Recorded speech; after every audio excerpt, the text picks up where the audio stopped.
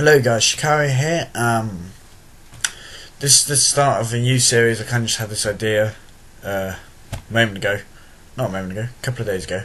And I just thought, you know what, it could make a new series, because I was originally going to do something like this when I first started out YouTube, before anyone that was an old subscriber to the old channel, before all of that. I'm basically just going to do this hopefully weekly, provided I don't get swamped with schoolwork and whatever else. It's basically just a talking about films that have come out in the last week. This is obviously going to be a little longer because first episode, and there are many films that I want to talk about. So yeah, it's hopefully going to be weekly. Hopefully you guys will really enjoy it. I'm hoping it'll be pretty good, because I don't want this. I started out just wanting to do just gaming, but I kind of like to change. I need to stop going out the webcam. Yes, the webcam is low quality right now. Hopefully I will get a better webcam as time goes on. I will actually start looking for one after this. Anyway, first film that I'm going to talk about is How I Live Now. It's a film starring Saoirse Ronan. Can't remember who the director was, but I'll put that in the description who directed it. And I went to see it a few days ago, Monday of this week. Friday uploaded on the week now. It's Monday. That was 11th. Yeah, 11th of November when I went to see it. And Saoirse Ronan, she's basically this American girl, and she goes to the English countryside to live with her cousins. And there's like all this whole tension between nations. You don't really and there's like terrorism, and Paris gets bombed right at the start, and then World War III just breaks out, and that's basically it. And so their mum, the cousin's mum, like she works for the government and whatever. You don't really know what side she's on. You don't really know anything about the war other than it's World War III, it's nuclear. Because it's really quite strange, because they're all kids. You kind of, when it first happens, like this ash falls from the sky, and because they're kids, they don't realise that it's ash. They think that it's snow, and so they're playing in all this ash, and and it takes a while. But basically, what I think of it is, it takes a while to get into it, and it's really, really slow starting. And so for the first, I don't know how long it takes. It's like an hour and a half film or something, maybe hour 40. And it takes, I don't know, half an hour, 40 minutes to get into it, but it seems longer. It seems as though it's really taking its time, and you're kind of thinking, like when I was watching, I was like, wait, they've only got half an hour for the whole World War III bit. But you get past that first 40 minutes, however long, and it really, really picks up the pace, and it's really quite intense. There's this bit when she managed to get, spoiler, very, very minor spoilers, they get like split up, and she's looking after like this 8-year-old cousin, this little girl, and she's got to try and meet back up with the 2 older boys in the group, and there's this whole romance. I don't really know what's with that, because I don't know. And she's trying to meet back up with them, and then like it's very similar to anyone that saw it, The Road, starring Viggo Mortensen, Aragorn from Lord of the Rings, which was very, very, very realistic and quite emotionally draining. Really, you watch things like The Walking Dead and whatever, and you think, oh right, it's all glamorise, anyone could survive an apocalypse, because you do get people like Carl, who's the most annoying brat ever. But anyway, I'm not going to talk about The Walking Dead. That can be another series if you guys want to hear what I have to say about different TV shows. And yes, I am wearing a suit, for anyone wondering. And it's really like, when shots are fired in most films, you kind of go, shots fired, whatever. But in this film, there's it made me jump, like more than I did when I was watching Silence of the Lambs or whatever, and it was really quite intense, and I felt pretty drained afterwards. My phone's run off. Should have probably turn that off first. And I really enjoyed it. It's really get past that first half hour or so, and it's just rises and rises and rises in the climax, and there's bits in it when you kind of go, wow, that's what it does to people, because she's only like, I think she's 15 younger, she might be 16, I don't know, she's obviously, I don't know, but she's looking after this 8-year-old, and she's got to take her all the way across the English countryside and stuff, and it's very, very similar to The Road. So anyone that likes The Road, anyone that's seen The Road and thinks, I want something which is a bit more, not necessarily mainstream, just kind of more bigger budget and whatever.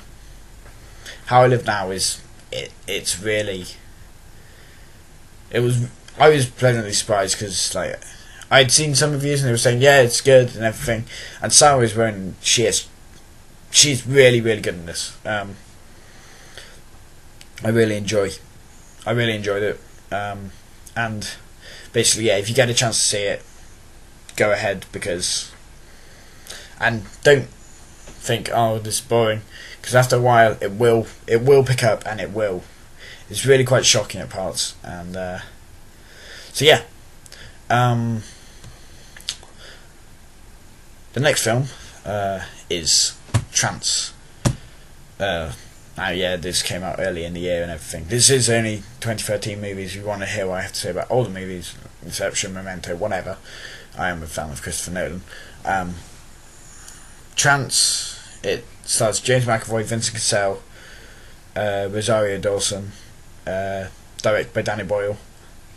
So yeah, Danny Boyle is, I like Danny Boyle a lot. Some films are kind of like 127 Hours. It's really good. Wouldn't watch it again though, because I knew how it ended before, but I don't particularly want to sit through another hour and a half of that, because it's one setting and that's it.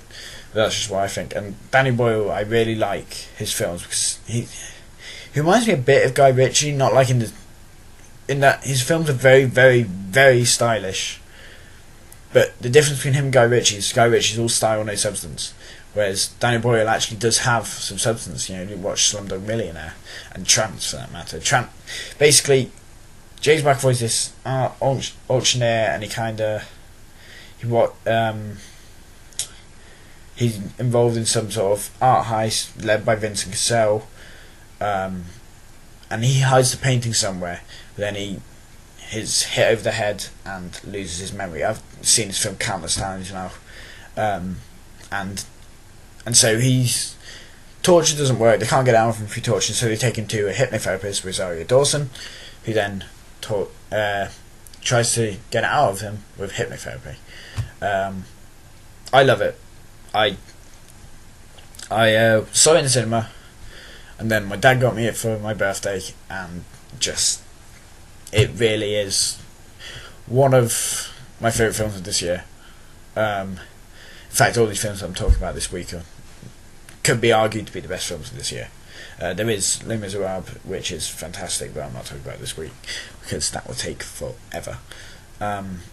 Trance is, and so it like dips out of consciousness, and you're not really sure what's real, but like takes 20 minutes to get to the hypnotherapist.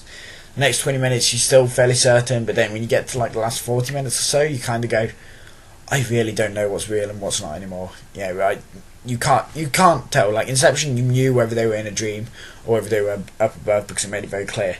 This, you're kind of like, I watched it with friends. This is why it's come to mind now. I watched it with friends last Saturday, and they were kind of saying to me, wait, are they real now, or are they not real now, or what? And I couldn't say anything because I don't want to spoil anything, because it's got really but it is just outstanding, and it is very violent at parts, very sexualized and all of that, but definitely worth watching if you get the chance. Even if you rent it for one night and watch it. I wouldn't want to rent it, because I just want to watch it again and again and again, because I absolutely love it. I think James McAvoy is just fantastic, and Vincent Cassel after I saw him in Marine, a French gangster film. For those of you that haven't seen it, he's just fantastic. Like, most will have seen him in Black Swan if you haven't seen him in anything else. And yeah, so Trance, one of my favourite films ever. You know, there are some others. Not going to go into all of those. You know, if you really want to know, I can do a top 5 favourite films or whatever, because I'm still not absolutely certain. Anyway, we're not getting into that. Okay, this is strictly talking about the strict set of films. Next on the list, The Place Beyond the Pines. Most people haven't seen this. I don't know why, because it was quite heavily advertised. But if I say to someone, "Oh, have you seen Place Beyond the Pines?" they'll kind of go, "What's that?" Whereas with Trance, they'll have a vague idea. How I Live Now, most have some sort of idea. The Place Beyond the Pines, I've got to be really careful with this one, because there's so much in there. Like, I saw it in the cinema, and then I watched it again, and then I watched it again with my dad, and he was kind of asking me what's it about, and he was kind of saying, well, I don't know. We had just been to see Captain Phillips, which is the other film, so anyone wanting to see Captain Phillips and not bother about Place Beyond the Pines, which you should be, because that these are literally the 4 best films that have come out this year. There was also Rush, and I can talk about Rush if people want to hear what I have to say about Rush, because Rush is pretty. I liked Rush a lot, but these are my 4 favourite of the year so far. Looking forward to Hunger Games 2, Catching Fire. I've read all the books, so I know what's coming. Yeah, Place Beyond the Pines. It stars Ryan Gosling, Bradley Cooper, Ray Liotta, although he has a very, very, very minor part, so anyone going to see it, oh, I love Ray Liotta. He's got about 20 minutes worth of screen time, so don't go and see it for Ray Liotta, go and see it for the story. Don't go and see it because you like one actor, you like another actor, because none of them will win Oscars for it, simply because they don't get enough screen time. And a lot of people don't like it because of how it's split into 3 different acts, and they think the third act lets it down, but I love the third act. I love the Ryan Gosling bit, but then the Bradley Cooper bit in the middle is, in my opinion, the weakest bit of the 3. And then the final act, it really, really just ties it all together really well. And a lot of people don't like it because they think it's kind of very, very detached, because you don't have enough time to bond to a character. But you don't really bond to.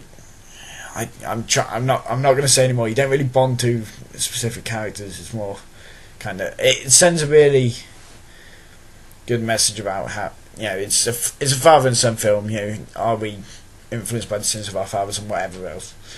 And it's really quite emotional.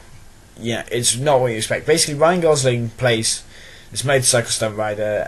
He's like, what he does is he rides, not like he is in Drive, where he's, I love Drive, by the way, just drivers.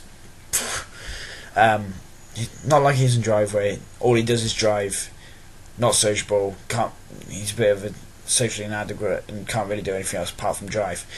He rides bikes, okay, he's a really good motorbike rider, and he had a fling a year ago. You don't see any of this with Eva Mendes, who's also in it. I forgot to mention Eva Mendes, but she's the only one which is in it for like all of it. And he has this, and then he goes back a year later, and she has a son, and it's his son, and he's part of a carnival, and he decides, right, I'm quitting carnival, I'm going to stick around, I'm going to look after my son. But he can't get a well-paying job because he hasn't got a very wide range of skills. He knows things about bikes, and that's about it. And so he gets a job in a garage with this guy, and he's struggling for money, and the guy says, well, you know, we can rob a bank. I used to do it. I did it 4 times, and then I stopped because, you know, the cops start to get ready for you and whatever. So that's basically it. That's all I'm saying. Anyone that's seen it knows exactly why. It's fantastic. Just hands down. I cannot think, like, no way anyone's going to get an Oscar for it because they don't have enough screen time. You know, if they were all given the 2.5 hours to perform, I'm pretty sure Ryan Gosling and Bradley Cooper would be in the running. But the story is just so, you know, I think that it is seriously one of the best. Trance is very, very fun. It's very energetic. It's a really good psychological thriller. How I Live Now is, they're all very different films, but Place Beyond the Pines is just pretty it's quite down to earth, and not really. I don't know what I'm trying to say. It's just fantastic, because I really can't say much because I don't want to spoil anything. And I think that it's just definitely worth a watch if you get the chance. If you don't, well, you're lost. But if it's on TV in a couple of years or whatever, watch it. So next up is, as I said earlier, Captain Phillips. Tom Hanks, directed by Paul Greengrass. I love Paul Greengrass when he did the Bourne films and everything, and Green Zone and all of that. And it kind of wasn't on my radar at all until I saw a certain review for it. And this reviewer just said that it's really, really, really great. Like, it's one of Tom Hanks' best performances ever. He plays a cargo ship captain, and they're transporting through the Somalian Sea, and then they're attacked by Somalian pirates. I was explaining this to my friend once, and I just said that they were attacked by pirates, and they were kind of thinking Pirates of the Caribbean, Jack Sparrow, all the that kind of thing. But no, Somalian pirates, and it's about how this reviewer said that the film was about globalization, but globalization causes all of this to go off, and then loads of things happen, and the ship's taken over, and then blah blah blah blah, and it comes to the end. It is based on a true story, so some people know how it ends. I didn't know how it ends. I knew barely anything about it. It wasn't even on my radar. Heard this reviewer talk about it, and I wanted to see it. I wanted to see what it was all about, because I love Paul Greengrass, and I love Tom Hanks. I think everyone does. Just think that he's one of the best actors ever. I love The Road to Perdition and all that. Apollo 13. I haven't actually seen Forrest Gump yet. I haven't recorded, just haven't got around to seeing it.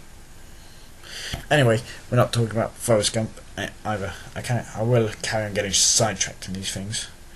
And so he's kidnapped by these Somalian pirates, and all this stuff goes on, and all I can say is just it's outstanding. Tom Hanks and the leader of the Somalian pirates. Here you've got I know it's based on a true story and everything, but they are you've got the leader isn't very stereotypical, but then you've got your stereotypical big muscle aggressive guy, and then you've got your stereotypical kind of young kid not really wanting to be really violent, but still doing this because they have no other choice. They can't really do much else, and I just think it is draining. I felt physically drained after watching it, and my dad did too, because I went to see it with my dad. And I thought that it was quite possibly one of the best films of the year. All of these films here, I can say to all of these films, this is the best film of the year. But you kind of go, hang on, no, but I really liked the story in Place Beyond the Pines, and I really liked how much Saoirse Ronan has developed in How I Live Now, and the pure realism in How I Live Now as well. And Trance the only thing I have with Trance, and it's very like Inception. I know I'm back to Trance now, I don't know why I've done that, but it's very like Inception, but it doesn't take nearly as long to get into the whole thing. The only thing I have is it kind of goes a little, compared to how it was from the start, it kind of goes a little over the top towards the end. I mean, it's just Danny Boyle, and that's just how it is. Slumdog Millionaire went that way, and I'm not, that would be my only, the whole tone of the movie. And it's the same How I Live Now. I thought that it starts off quite happy, tone goes really, really dark, and then it kind of changes again back to how, and I wasn't sure. I know it's based on a book and everything, but I wasn't sure too much that I liked the ending. It's the only criticisms, apart from Place Beyond the Pines and Captain Phillips. Yeah, well, How I Live Now and Trance, they're the endings kind of. I mean, I like the ending of Trance, but it's the last half an hour. It kind of, not the last half an hour. It's like the last 10 minutes or so. It just, I don't know. But yeah, Captain Phillips, just, I don't really know what more there is to say about it other than fantastic. Just watch it. What, you know, all of these films, I know 2 of them are already out on DVD and everything, but all of these films, watch them as soon as you get the chance. You know, I've managed to see all of them in the cinema, not in 3D. None of them were in 3D, because I don't particularly like 3D that much. I don't know. Although I do really want to play the Oculus Rift, but we're not. This isn't gaming talk. This is movie talk, film talk. Sorry, I'm British. Yeah, so that's Captain Phillips. Really worth watching, and that's basically it for this week. Like I said, other episodes and everything, they will be shorter than this. It's just the first episode. So that's pretty much it. Hopefully make this a weekly thing. Comment if you do want me to do more, because obviously if you don't want me to do more, then there is no point in me carrying on doing more. There was a lot of doing more in that sentence. Anyway, so like and favourite if you enjoyed, as per usual. Subscribe, and I'll see you next episode. Oh, by the way, I'm sorry for the lack of uploads lately. I've been pretty swamped with coursework and everything. I'm trying to get all the Trine 2 out. Need to record some more with Jake. I've hopefully got some other series, maybe, because I might buy the Humble Bundle, or he might be getting the Humble Bundle or something like that. And there's Lord of the Rings and Fair things in that, which I need to talk to him about it, so this might be the first time that he hears about it. But Jake, if you're watching, talk to me about this, okay? I've talked to him about War in the North, but Fair is another thing. And then there's this How to Survive, which I'm doing with Jake and another guy. And I don't know if I announced this, but anyone remember me doing videos with HTTs and G? New channel out now, called The Original Jamesy Boy. He's restarted his channel and everything. Go and check him out, because you know, anyone that checked him out before and liked him, that's where his new channel is. So you know,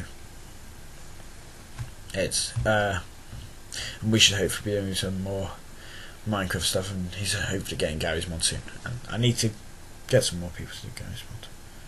But yeah, so like if you enjoyed, subscribe, and I'll see you next time. Bye.